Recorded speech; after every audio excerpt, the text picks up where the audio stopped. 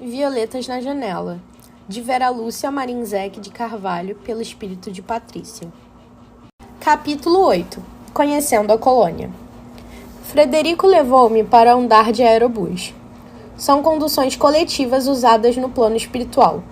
Em quase todas as colônias, há aerobus, de 3 tamanhos: grande, para muitos passageiros, médio e pequeno.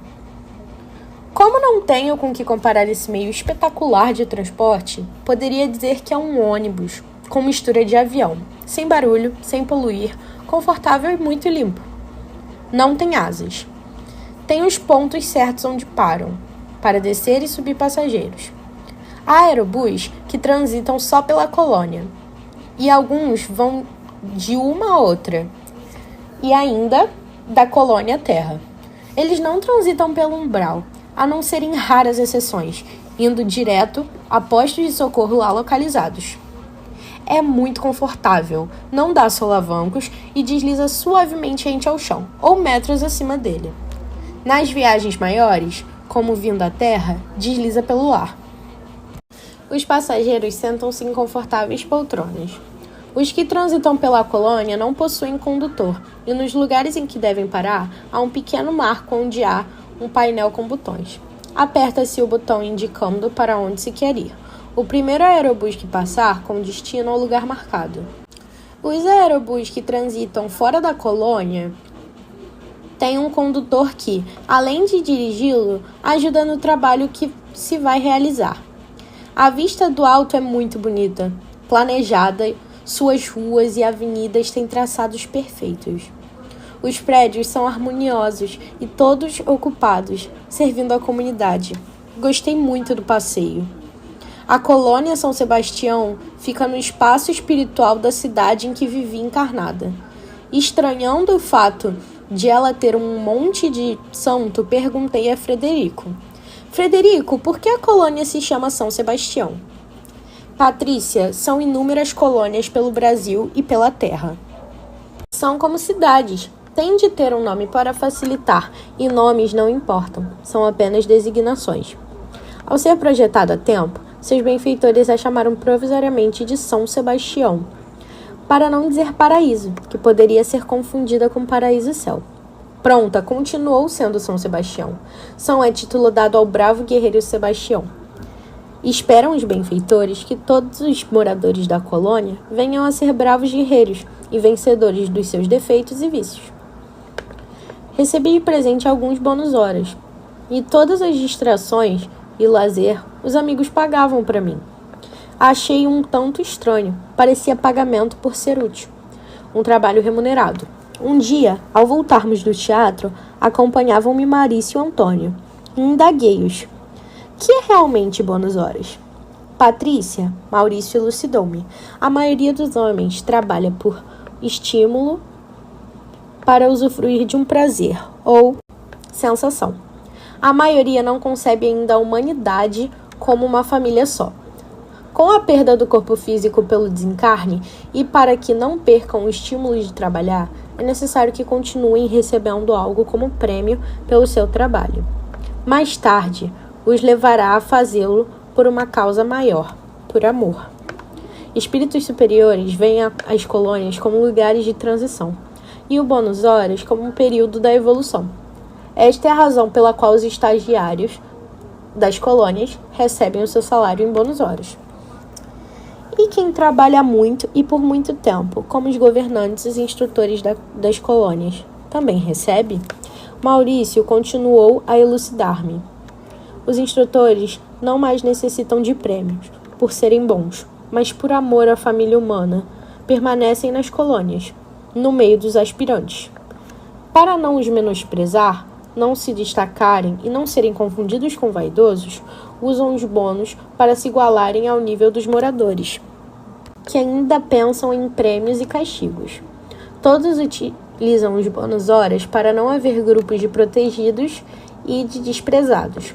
Os que trabalham bastante e que ainda poderiam receber muito solicitam somente o que lhes são necessários. Entendi que meus acompanhantes não trabalhavam para ter bônus horas, utilizavam-se deles somente quando necessário. Os dois muito trabalhavam e por amor. Curiosa, indaguei-os novamente, e desta vez foi Antônio que respondeu prazerosamente. Há nas colônias os que não trabalham e por isso não têm direito ao bônus, ao lazer? Há, mas o estágio nas colônias para esses espíritos não é longo, e nem pode ser, porque ociosos não se afinam com as vibrações delas. Eles fatalmente, na primeira oportunidade, reencarnam em meio a espíritos ociosos, onde vão sentir falta do conforto que tiveram e não valorizaram. Lugares que visito com frequência e de que gosto realmente são as bibliotecas.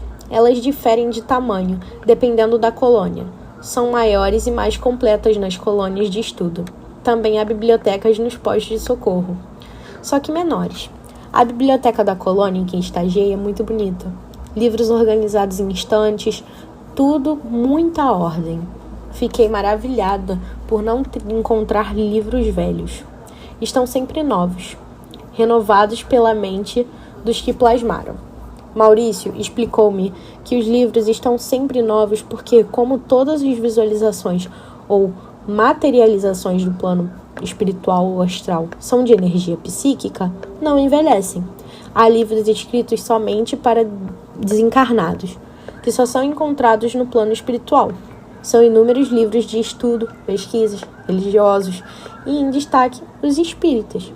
De grande parte deles, os encarnados também dispõem para ler, principalmente os espíritas. Procurei um livro e, não o encontrando, o bibliotecário gentilmente me disse: Patrícia, a colônia de estudo tem esse livro. Quer que eu peça para você? Quero. Quando eu volto para o apanhar? Ora, espere uns minutos, que estará aqui. Por um aparelho parecido com um moderno fax, fez o pedido e 10 minutos depois, pelo mesmo aparelho, recebeu o livro que queria. Puxa! Exclamei maravilhada. Não é uma maravilha? Falou entusiasmado o trabalhador da biblioteca. Dispomos de muitos recursos. Recebemos o livro pela desintegração e aglutinação.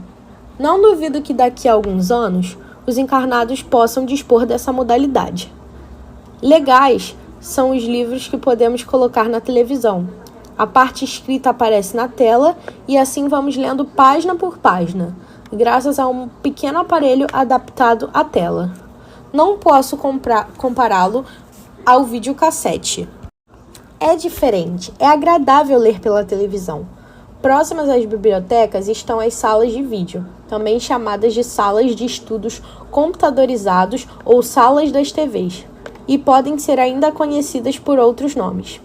É um galpão enorme repartido em salas conforme o assunto a ser ventilado. São lugares confortáveis e agradáveis. Há em cada uma das salas vários e eficientes computadores que podem ser ligados por controle remoto. Na frente de cada aparelho há 10 poltronas muito bonitas e confortáveis.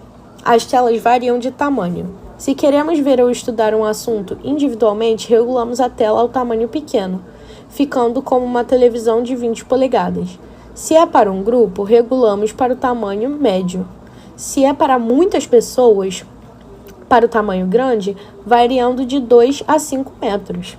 As salas não são tão altas assim, tem somente 3,5 metros. Esses aparelhos podem ser locomovidos se for necessário para a projeção maior. São várias salas com os assuntos marcados na porta de entrada. Os temas para estudo são sobre as colônias, perispíritos, química, física, terra, planetas, etc. Uma sala interessante é a das religiões e da Bíblia. Ao visitarmos uma dessas salas, escolhemos um assunto para pesquisar. Exemplo, o olho humano. Podemos escolher o tipo de programação: fácil, explicativa ou completa. Ao escolher a fácil, aparecem na tela resumidas as explicações básicas sobre o olho. São narradas com algumas partes escritas. O olho é desenhado em todos os seus ângulos. Se a pesquisa é individual, coloca-se o fone de ouvido para não atrapalhar os outros pesquisadores. Ao escolher a programação explicativa, a pesquisa aparece com muito mais dados. A terceira fase, a completa, a difícil, é assunto para profissionais. Tudo é muito esclarecedor, mas se por algum motivo não se entendeu a pesquisa, encontramos sempre nessas salas de estudos mestres que têm prazer de orientar e ensinar. Há a sala para distração, que possui desenhos animados, bons filmes, alguns dos quais encarnados veem, e outros feitos por desencarnados. Tem histórias bonitas que instruem e divertem. A sala de jogos eletrônicos são para o lazer. Os orientadores procuram esclarecer os frequentadores da sala de jogos porque estas são para educar e distrair, e não para levar a excessos.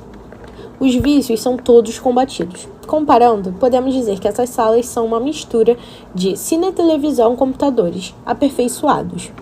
Só não usamos do bônus horas para entrar nessas salas quando estamos em pesquisas da escola ou do curso de estudos. Este é bem frequentado pelos estudantes. Quase todas as colônias têm essas salas, mas não as vi em posto de socorro. Nas colônias de estudo, elas são bem grandes e são inúmeros assuntos. Gostei e gosto muito de pesquisar nessas salas. Conhecendo, quando encarnado, o cinema, a televisão e o computador, encantei-me diante dessa tecnologia. Mas o que mais gostei foi de usar esse processo para conhecer obras de Allan Kardec. Aparecem as imagens dele e de sua equipe encarnada e desencarnada trabalhando em cada obra, estudando, pesquisando e sendo orientado pelos benfeitores que o ajudaram. Ver São Luís, Santo Agostinho e tantos outros fascinou-me. Que espírito fantástico é Allan Kardec! Por muitas vezes fui às salas para ver toda a obra e que há sobre ele, e seus trabalhos admiráveis. Este é um dos temas mais vistos, principalmente pelos que tiveram a aventura de serem espíritas quando encarnados, ou de conhecer sua grandiosa literatura. Maravilho-me com tudo isso, afinal, quem não gosta ou gostaria de se dispor dessas facilidades?